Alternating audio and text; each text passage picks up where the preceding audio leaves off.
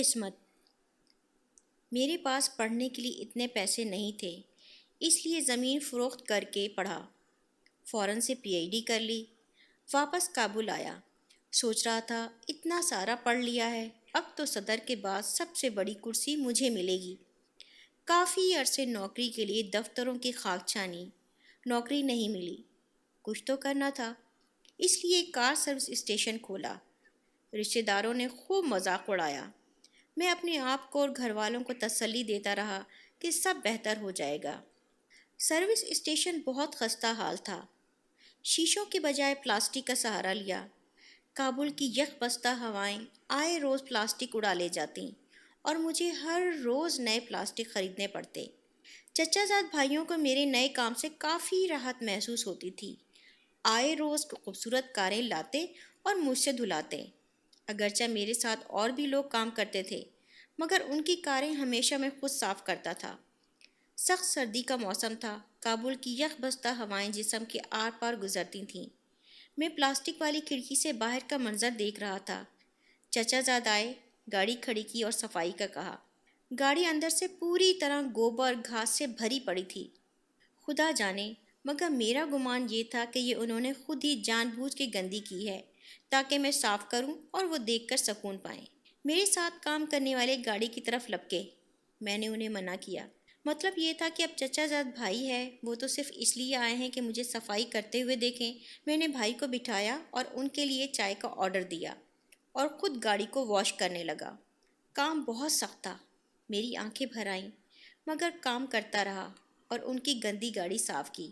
چچا زاد بھائی چائے کا کپ ہاتھ میں پکڑے باہر آئے اور کہا، اچھی طرح صاف کرنا۔ اگر سچ پوچھیے تو بہت ہی کٹھن حالت تھی، مگر میں نہیں چاہتا تھا کہ بھائی کی امیدوں پر پانی پھیروں۔ کچھ دنوں بعد ایک لڑکا کار لے کے آیا۔ میں نے کار اچھی طرح دھوئی۔ کار کا مالک کافی مضطرب تھا۔ میں نے سوچا شاید گاڑی اچھی طرح صاف نہیں ہوئی ہے۔ میں نے پوچھا، بھائی کیا بات ہے، آپ اتنے پریشان کیوں ہوں؟ اس نے کہا، میں طالب علم ہوں اور میرا امتحان ہے۔ عجیب بات یہ تھی کہ وہ معاشیات کا طالب علم تھا اور دوسری طرف میں نے معاشیات میں پی ایچ ڈی کر رکھی تھی۔ میں نے پوچھا، کس مضمون کا پرچہ ہے؟ اس نے کہا، اکاؤنٹنگ۔ میں نے کہا، تم سامنے والے اس روم میں جاؤ، میں آتا ہوں۔ میں نے اسے 6 ماہ کا سبق 15 منٹ میں سمجھا دیا۔ اس نے کہا، وہ گاڑی آپ نے دھوئی ہے؟ میں نے کہا، ہاں جی، زندگی ہے، کام تو کرنا ہے نا۔ میں نے اسے اپنی پڑھائی کے بارے میں بتایا۔ وہ حیران تھا۔ اب وہ ضد کرنے لگا کہ آپ کو میرے ساتھ چلنا ہوگا۔ ہماری یونیورسٹی کے وی سی میرے دوست ہیں، میں ان سے بات کرتا ہوں، وہ آپ کو ضرور نوکری دیں گے۔ میں اس کے ساتھ چلنے لگا تو اس نے میرے میلے کچیلے کپڑے دیکھ کر استفسار کیا، کوئی اور کپڑے نہیں ہیں آپ کے پاس؟ میں نے کہا، نہیں، مجھے پتہ ہے، نوکری کسی نے دینی نہیں، یہ تو بس آپ ضد کر رہے ہیں، اس لیے آپ کے ساتھ جانے لگا ہوں۔ گیلے کپڑے زیب تن کیے ہوئے میں وی سی آفس کے ایک کونے میں کھڑا ہو گیا۔ آفس میں قیمتی فرنیچر رکھا ہوا تھا، مگر میرا دل نہیں کر رہا تھا کہ میں اس پر بیٹھوں۔ وی سی مجھے مستری سمجھا۔ میں نے ایک کپڑا لیا، صوفے پہ رکھا اور بیٹھ گیا۔ طالب علم نے میری کہانی انہیں سنائی۔ انہوں نے تمسخرانہ نظروں سے مجھے گھورا۔ جان چھڑانے کی خاطر انہوں نے کہا، تم ڈیمو کے لیے تیاری کرو، ہم تمہیں کال کریں گے۔ میں نے کہا، میں ابھی بھی ڈیمو کے لیے تیار ہوں۔ انہیں میرا یہ انداز اچھا نہیں لگا، مگر پھر بھی انہوں نے فون اٹھایا اور کہا کہ سب ٹیچرز کو اس کلاس روم میں بلاؤ، کہو ڈیمو ہے۔ انہوں نے مجھے ایک مارکر پکڑایا۔ میں نے 2 مارکر اور مانگے۔ کلاس پوری طرح بھری تھی۔ میں نے سلام کیا۔ میرے کپڑے دیکھ کر تمام طلبہ مسکرا رہے تھے۔ حکم ہوا، آپ ڈیمو شروع کریں۔ میں نے کہا، کس موضوع پر لیکچر دوں؟ کہا، آپ کی مرضی۔ میں نے معاشیات کے 10 موضوعات بورڈ پر لکھے۔ میری خوبصورت لکھائی بورڈ پر کافی بھلی دکھائی دے رہی تھی۔ میں نے کہا، اس میں کون سے موضوع پر بات کروں؟ انہوں نے دوسرے نمبر والا ٹاپک چنا۔ میں نے اس موضوع کو مزید کلاسیفائی کیا، پھر ان کی طرف دیکھ کر کہا، اب ان میں کون سا موضوع ٹھیک رہے گا؟ پورا بورڈ بھر دیا۔ 2 ساتھ جوڑے ہوئے بورڈ بھی بھر گئے۔ اچانک تالیاں بجنے لگیں۔ میں نے مڑ کے پیچھے دیکھا، پوری کلاس کھڑی تھی اور تالیاں بجا رہی تھی اور ان کے سامنے میں میلے کپڑوں میں کھڑا تھا۔ وی سی نے کہا، ہاں بھائی بتاؤ، کتنی تنخواہ لوگے؟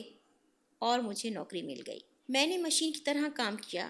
1 ماہ کے آخر میں مجھے یونیورسٹی بیسٹ ٹیچر کے ایوارڈ کے ساتھ اچھی خاصی تنخواہ ملی۔ سب سے زیادہ تنخواہ اس یونیورسٹی میں 50,000 افغانی تھی۔ پر مجھے 1,20,000 پر رکھ لیا گیا۔ اس کے بعد امریکہ یونیورسٹی، فائنانس منسٹری، بین الاقوامی کانفرنسز اور دنیا کے کئی یونیورسٹیز میں کام کرنے کے موقع ملے۔